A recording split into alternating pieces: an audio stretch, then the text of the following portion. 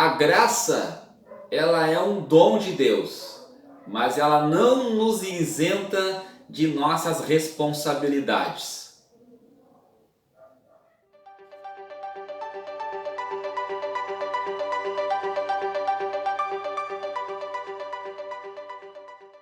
Olá, graça e paz, bem-vindos a mais um vídeo do canal Sentinelas da Teologia. Eu sou o professor Daniel Venâncio. Graça e paz, professor Anderson Velasque.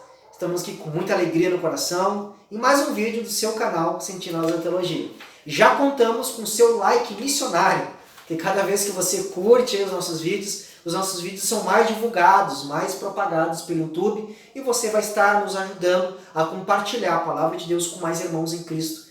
Então nos ajude e nós já agradecemos pela sua audiência, está sempre conosco e esperamos que neste vídeo sirvamos mais uma vez de bênção para a sua vida.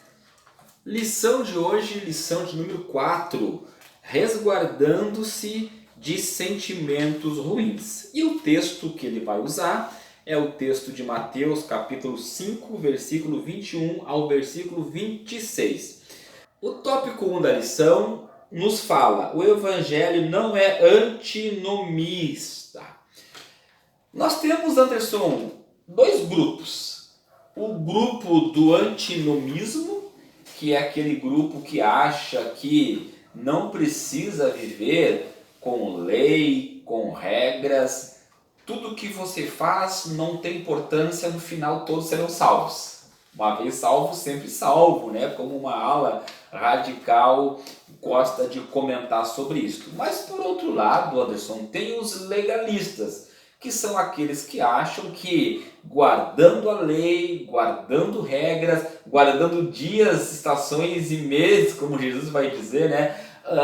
Usos e costumes. Acham que por meio desse legalismo eles alcançarão a salvação. Se por um lado tem aqueles que acham que não importa o que tu faça, no final tu é salvo, por outro lado tem aqueles que acham que tu só será salvo se tu seguir à risca a lei e as regras.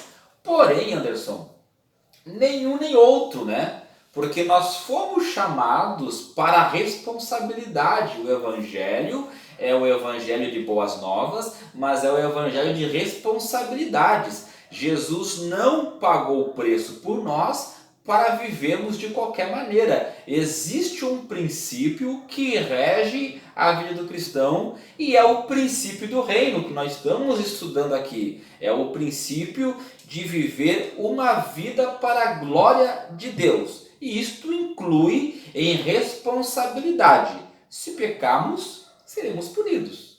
Se agirmos achando que com o nosso esforço nós seremos salvos, também nós seremos prejudicados. A verdade é que só existe um caminho, e é o caminho chamado Jesus Cristo, que é um caminho que não nos isenta de nossas responsabilidades.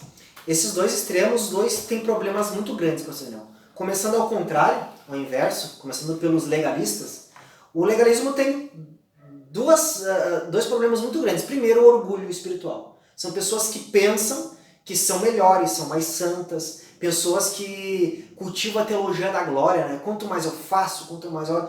Eles pensam que os méritos diante de Deus são deles e não de Cristo.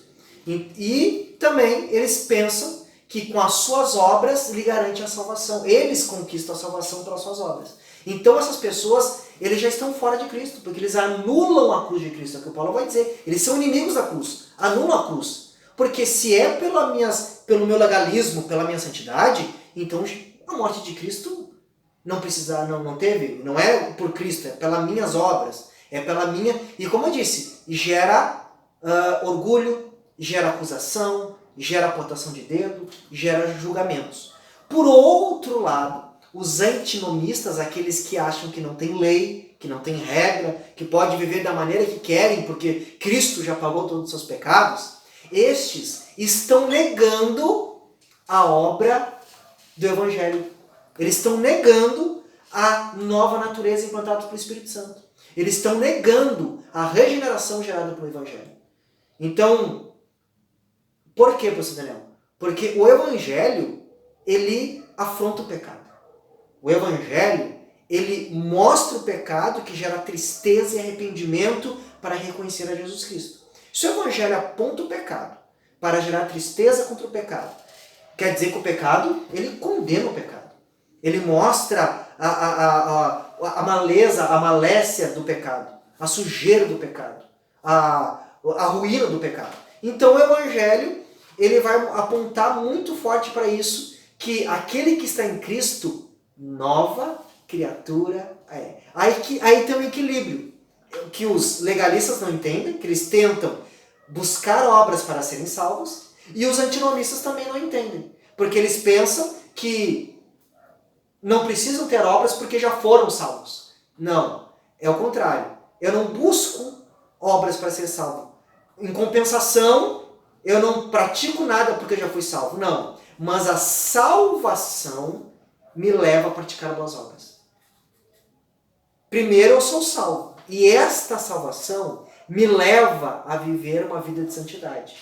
Então, primeiro, eu não estou vivendo em santidade para ser salvo. A salvação está me levando a buscar a santidade. E se eu não tenho essa santidade, quer dizer que eu não fui salvo. É redundante, não é, Daniel? Se a pessoa diz que é salva, mas não tem fruto de conduta, de moralidade, uma pessoa que ainda vive mergulhado no pecado, será que essa pessoa passou pela obra da salvação? Será que essa pessoa teve a regeneração do Espírito Santo, a nova natureza? É o que Tiago vai falar na sua carta, né, pastor Daniel? Que muitos dizem que tem fé. Que bom. Até os demônios creem, estremecem. Mas falar que tem fé e não demonstra mudança nenhuma, será que essa fé é verdadeira? Será que realmente essa fé tem poder de salvação? Porque ele está dizendo, será que essa fé realmente é genuína? Será que foi Deus realmente colocou essa fé no teu coração? Mas ele vai dizer, mas com as minhas obras eu mostro que a fé que está em mim é verdadeira. O que ele está dizendo? A mudança de vida, a vida de santidade mostra que de fato a salvação, a obra do Evangelho, a obra do Espírito Santo, ela é verdadeira, ela é eficaz na minha vida. Então, eu não vivo obras para ser salvo, mas a salvação me leva. É impossível alguém que foi alcançado por esse Evangelho, alguém que foi alvo desta graça, pastor Daniel, é impossível. E essa pessoa tenha alegria no pecado. Viva numa vida dissoluta. Porque aquele que foi salvo, ele foi regenerado e tem uma nova natureza. E essa nova natureza, ela não tem mais prazer no pecado, mas ela tem alegria nas coisas de Deus. É como João vai dizer na sua epístola, né? Todo aquele que é nascido de Deus não vive pecando. E mais, o texto de Apocalipse vai deixar muito claro isso, né? Aquele que é santo, se santifique-se ainda. Aquele que é justo, né? Faça justiça, né?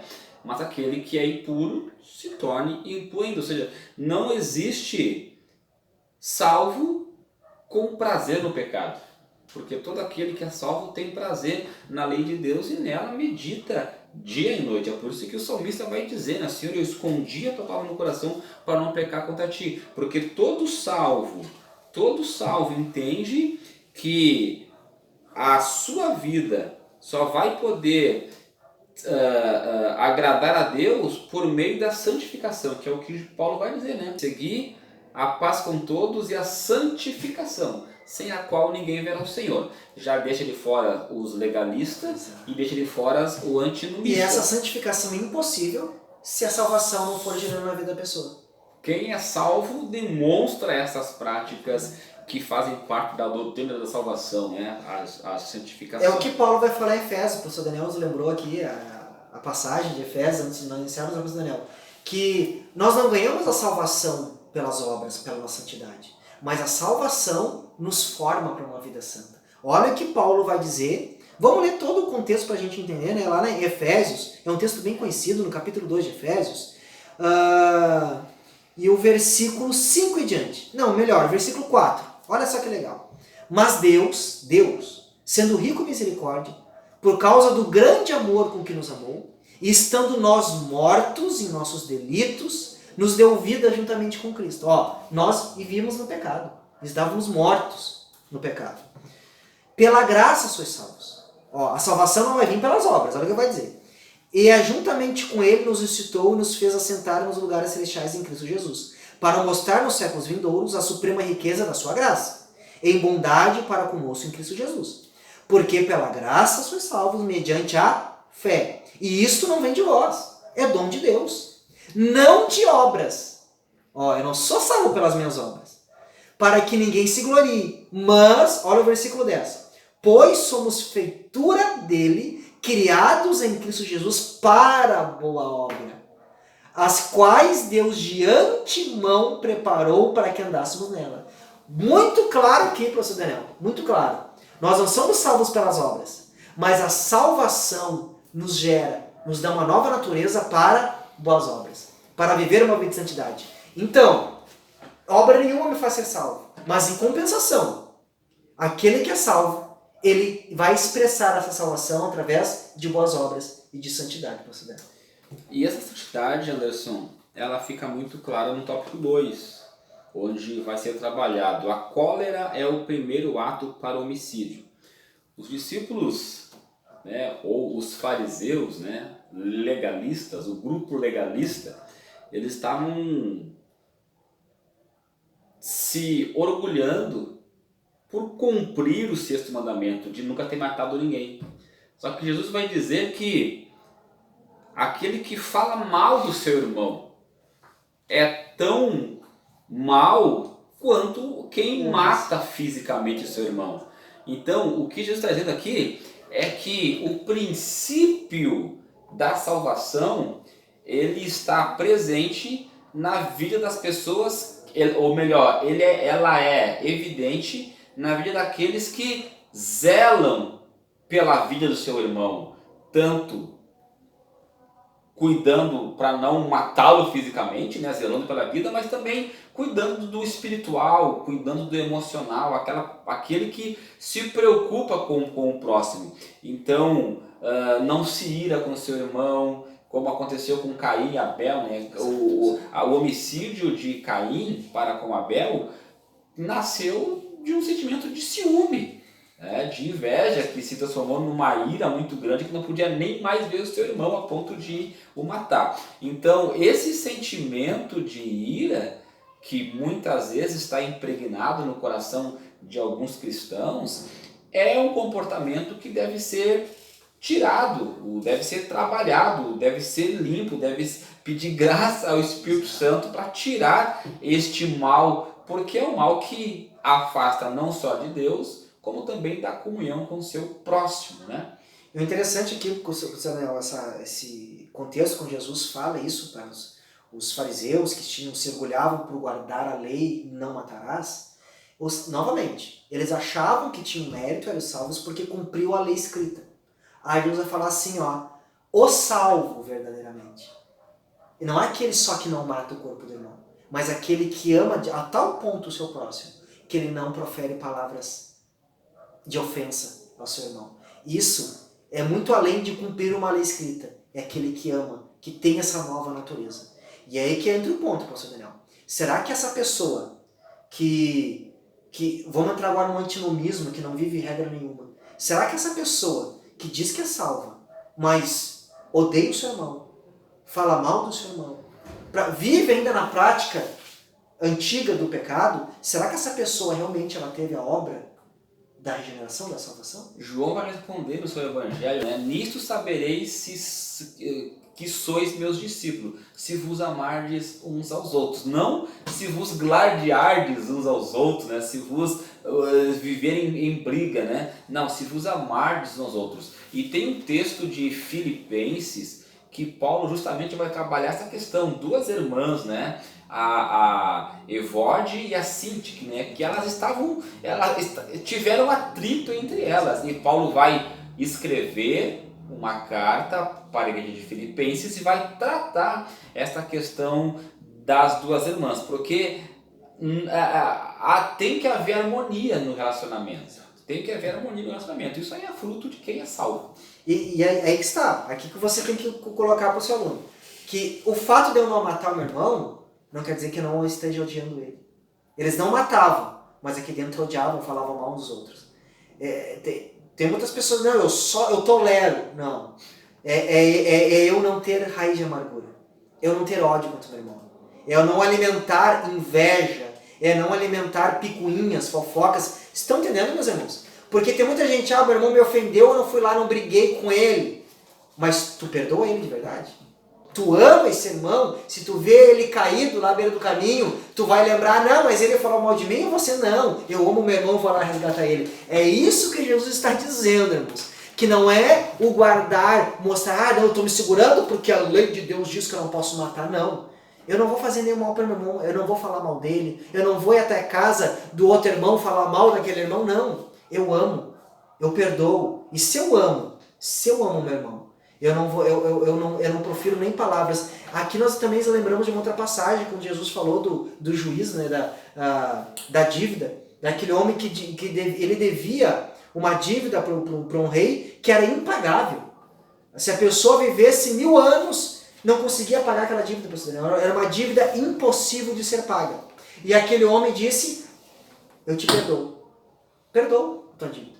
É impossível de ser paga, mas eu te perdoo. Aí ele vai sair e vai encontrar alguém que devia uma dívida pequeníssima, uma bagatela. E ele pegou aquele homem, pegou a força, bateu e levou para ser julgado. Que fruto do Espírito é esse? Alguém que foi perdoado de tantos pecados como nós somos. E nós vivemos criticando e apontando pecados dos nossos irmãos. Então Jesus está mostrando exatamente isso. Que aquele que é salvo, ele não faz simplesmente por causa de uma observância, mas essa nova natureza o leva a viver uma vida de amor, temor e de boas obras. O tópico 3 vai nos falar a oferta do altar e a desavença. Aqui, Jesus está trabalhando uma questão muito séria que os legalistas estavam vivendo e achando que estava tudo bem, né? Estavam lá trazendo suas ofertas ao altar, e Jesus vai dizer que esse ato de nada adianta se souber que lá atrás ficou uma pendência com o irmão, uma desavença, e isso não for tratado. Esta oferta não vai ser recebida porque há um princípio de pecado que não foi tratado. É bem o que Paulo, quando escreve a carta ao Filemon, e aí é uma carta de reconciliação muito linda, né, Anderson? Porque olha só, Filemon estava servindo a Deus na igreja em Colossos. Onésimo era o seu escravo que o havia roubado e fugido. Agora Onésimo, ele encontra o evangelho, ele é salvo, e Paulo agora vai dizer que ele tem que voltar porque houve um problema que precisava ser tratado. E ser recebido como irmão. E Paulo vai recomendar a Filemon que Filemon receba Onésimo como irmão. Ou seja, essa carta de Filemon deixa muito claro a questão da reconciliação. Quando a desavença que existe, ela é reparada, ela é perdoada. E a prova disto é que a nossa vida foi assim. Havia uma desavença da nossa parte para com Deus. E Cristo pagou o preço. Cristo, ele reconciliou o homem com Deus. Então, este princípio de reconciliação é o princípio importantíssimo no plano salvífico.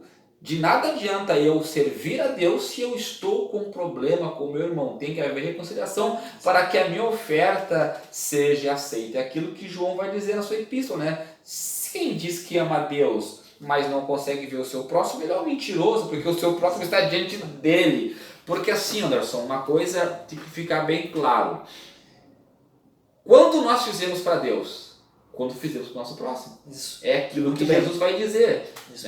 Mas quando nós tivemos nu, quando nós tivemos com fome, quando deixaste de fazer a um dos meus pequeninos, deixaste de fazer a mim. Então de nada adianta eu vir prestar o meu culto a Deus se eu não estou fazendo a minha parte com o meu irmão, de viver em harmonia, de perdoar, de viver a prática do Evangelho. A prática do Evangelho se vive na comunidade e não só no mundo espiritual. O mundo espiritual é reflexo daquilo que nós praticamos no mundo físico, no mundo natural. E aqui fica bem claro, professor Daniel, Jesus está mostrando, olha o comparativo que ele está fazendo. Alguém que foi levar a sua oferta, que era um ato religioso do judeu. Era um ato religioso, estou levando a minha oferta. E essa oferta poderia ser em dinheiro, poderia ser um animal, poderia ser... Está falando de alguém que foi levar uma oferta no templo. Prestar o seu culto. Era o seu culto. E aí Jesus falou, mas se tu tiver com um atrito, ou uma desavença com o teu irmão, não adianta. Vai lá, olha o que ele está dizendo. Que o reino de Deus, cristianismo, não é fazer coisas, não é rituais. É ser, a essência é amor. Novamente, cristianismo é amor. Cristianismo não é ativismo. Tem muita gente que prega muito, mas não ama. Não é teoria, é prática. Tem muita gente que oferece, faz, né? Olha o que ele está dizendo que Jesus, o que Deus está interessado não é no sacrifício. De nada adianta. Não é isso que Deus quer. Deus quer que tu esteja em paz, tu ame, tu perdoe. E aqui nós entramos já numa questão que o nosso técnico de áudio, som, né, o irmão Emerson nos lembrou aqui, puxou nossa orelha, vocês estão falando do que não deve fazer, mas e aí? Que o cristianismo, o reino do céu, não é só deixar de fazer coisas passadas, mas é fazer diferente agora. Tá, eu deixei de praticar o pecado, mas o que eu faço diferente? E no próprio Sermão do Monte, onde nós estamos estudando, nós vamos ver que Jesus ele vai comentar isso. E falando, aqueles que retribuem amor por amor a quem dá amor, aquele que retribui carinho para quem dá carinho, isso até o ímpio faz.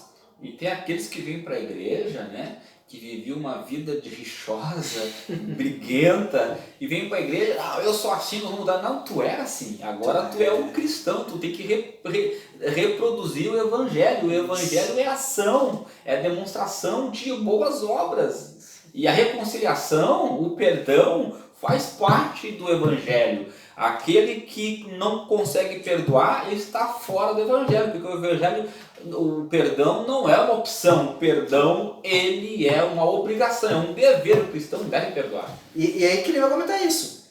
Isso aí, retribuir o bem porque faz bem, até o ímpio faz, não. Mas o que vocês fazem demais? Ou seja, cadê aquele que mostra essa nova natureza? Tá, o irmão me ofendeu, eu não briguei. Tá, mas o que tem isso demais? Isso até o ímpio faz. Mas agora, tu foi lá visitar ele e pedir perdão para ele mesmo, sabendo que tu não estavas errado? Tu, quando viu esse irmão que te criticou, que falou mal de ti, de repente que nem te cumprimenta, quando tu viu ele passar necessidade, tu foi lá, tô aqui, para compartilhar contigo do que eu tenho. Tu tá fazendo algo a mais, ou seja, mostrando que tu ama, porque não fazer coisas é muito fácil, mas e o fazer a mais? O estender a mão para aquele que fala mal de você. O abraçar aquele que um dia te criticou. O ajudar aquele que um dia viu você caído e passou de lado. Isso é o fazer a mais. Isso que é expressar esta nova natureza, o amor.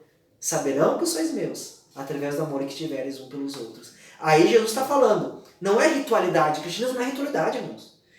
Cristianismo não é ser, tá na mídia, não é ser pregadorzão, não é ser cantor. Claro, faz parte do culto pregar, mas cristianismo é essência. Essência. Deus está falando, tu vai trazer a tua oferta, tu te lembrar que o que Deus está interessado é que tu ame, porque é essa característica, este é o fruto do Espírito, e é isto que mostra que eu sou salvo de verdade. Um exemplo claro disso, Anderson, é Estevão, né? No momento de maior perseguição, de maior dor que ele estava passando pelos seus irmãos, ele vai dizer, Pai, perdoa-os porque eles não sabem o que fazem. Isto é evangelho prático. Isto não é teorização, isto é prática. Jesus fez isso e eu devo fazer igual, porque eu sou um seguidor de Cristo, eu sou um discípulo, um seguidor. A natureza, o caráter de Cristo está em mim e me leva a fazer isso. Perfeito. Nós teremos a oportunidade de evidenciar o nosso evangelho e é nessas horas que nós mostramos que de fato nós fizemos parte do reino de Deus, que nós somos igreja, que nós somos salvos. Então, resumo, amado professor da escola bíblica. Em resumo, lei nenhuma nos leva à salvação. Mas a salvação nos leva a viver uma vida de boas obras, de amor. Então, nós não fazemos obras para ser salvos, mas a salvação genuína, ela traz uma mudança de vida. Então, aquele que é salvo verdadeiramente, ele não consegue viver mais como antigamente na prática do pecado, e mais, ele faz além daquilo que uma pessoa normal faria. Ele ama e abraça aquilo que o rejeitou um dia. Ele ora, mesmo sendo apedrejado, Deus, perdoa eles que eles não sabem o que fazem. Isto é caráter de uma nova natureza, do caráter de Cristo. Paulo, não vivo mais eu, mas é Cristo que vive em mim. Hoje não é mais as minhas vontades da carne, mas é a obra do Espírito Santo me faz viver o caráter de Cristo, porque o Evangelho verdadeiro, ele gera transformação para a glória de Deus. Glória a Deus. Deus abençoe a tua vida. Até o nosso próximo vídeo do canal Sentinelas da Teologia. A graça e a paz, que Deus abençoe.